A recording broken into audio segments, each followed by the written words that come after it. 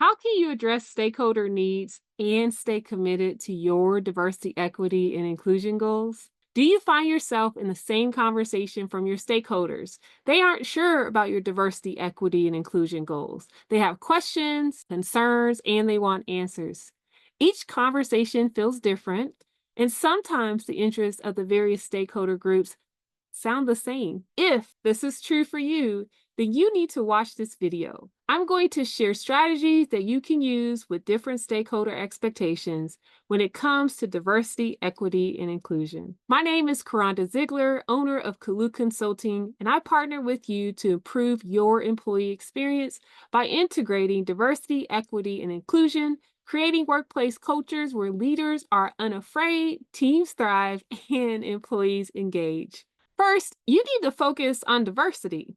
If you want your stakeholders to fully commit to diversity, equity, and inclusion, and you want to drive meaningful structural changes, you need to be a living example of these principles. Diversity, equity, and inclusion should not just be a catchphrase, but it should be a guiding principle that's reflected in your everyday actions and decision making. As a leader who engages with stakeholders, you want to avoid being performative. You want to be able to answer the basic questions. Describe the nuances. You want to have the answers for any objections or requests for deeper understanding. To gain authentic buy in, it's essential that you not only advocate for diversity, equity, and inclusion, but that you actively embody it in every aspect of your leadership. Every organization engages with a diverse array of stakeholders, and each brings their own unique perspectives and priorities to the table. Whether you are interacting with board members, employees, maybe advisory groups, or external partners, such as regulatory agencies, perhaps you have shareholders. The way stakeholders express their support or concerns may be through the use of different language or from different angles. Take, for example, a university wide initiative aimed at enhancing student success. In this work, I had to work with different stakeholders who prioritized different aspects. Some focused on graduation and retention rates, others on student activism and creating a sense of belonging, and some on balancing the budget. And despite their diverse concerns, all shared the overarching goal of student success. You see, this illustrates how diverse perspectives can converge around a common objective, even when articulated differently. So, to engage stakeholders effectively, you need to understand their unique concerns and be adept at discerning and addressing the underlying concerns of each stakeholder. Ask yourself, what is the core goal and how can you make it resonate with each group? Embracing diverse perspectives means recognizing and valuing the range of viewpoints your stakeholders bring to the table. Inclusion involves appreciating these differences and weaving them into your strategy, ensuring that everyone feels acknowledged and involved. And being sure to communicate to your stakeholders how their concerns were addressed in the development of your diversity, equity, and inclusion strategy. Your stakeholders are going to look for their specific language and viewpoint, and you have to help them make the connections. When you, as a leader, demonstrate a commitment to diversity, equity, and inclusion through your actions and your decisions, you set a powerful example for others to follow. Second, when approaching stakeholders' buy in for diversity, equity, and inclusion, not only must you accept and acknowledge the diversity of stakeholder viewpoints, but it is crucial to avoid viewing your stakeholders as a monolith with a single unified perspective. This limited view can lead to responses that address the wrong concerns.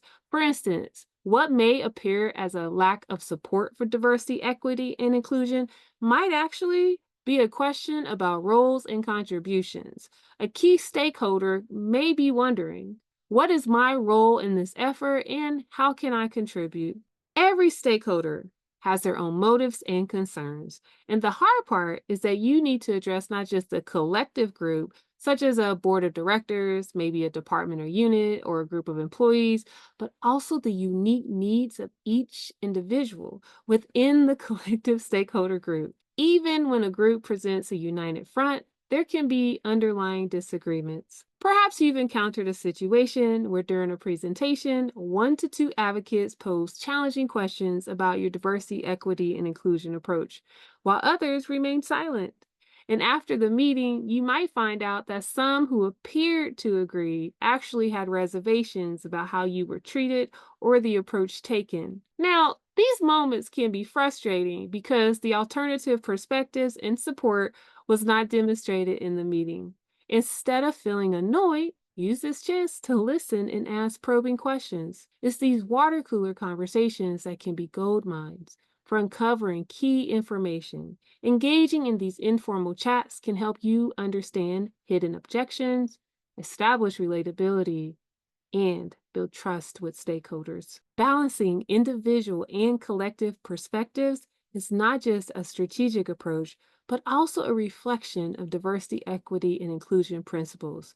Remember that diversity, equity, and inclusion efforts, they aim to address both individual and collective outcomes. So viewing stakeholders as a single entity, it can obscure these nuances. Timing is everything when it comes to communicating with stakeholders. Just like in our own lives, where timing can make or break a moment, the same goes for how we engage with those who have a say in our projects or plans. Have you ever felt the pressure of getting things done in a hurry only to realize that maybe the timing wasn't quite right? Maybe you've pushed forward with an idea only to face resistance because it didn't align with what was happening around you. That's exactly what happens with stakeholders. Imagine you've just launched a big project and it didn't go as planned. Now you're gearing up to introduce a new diversity, equity, and inclusion initiative. But here's the thing, because the last project didn't hit the mark, your stakeholders might be hesitant, cautious, or downright resistant. They're carrying the weight of the previous failure, and that's shaping how they view your new proposal. It's not just about the diversity, equity, and inclusion plan itself, it's about the context for which it's being presented. Stakeholders, like all of us, are influenced by their recent experiences. And if DEI is something that they're not familiar with, that hesitance only grows. The reality is, if they were comfortable with diversity, equity, and inclusion, you wouldn't be in the position of trying to convince them. So, when communicating with stakeholders, take a moment to think about what's going on around them. Are they feeling pressured, uncertain, or skeptical because of recent events? Recognize that their behaviors are tied to these contexts. It's not just about what you're presenting, it's about when and how you're presenting it. So, timing your communication with the right context can make all the difference in getting the buy in that you need. For deeper insights on how to address diversity, equity, and inclusion challenges, be sure to subscribe to my YouTube channel, sign up for notifications, and like this video. Also, sign up for my email list where I go deeper into these ideas and concepts. You can find the sign up link below in the description box. But most importantly, remember that you can do great things.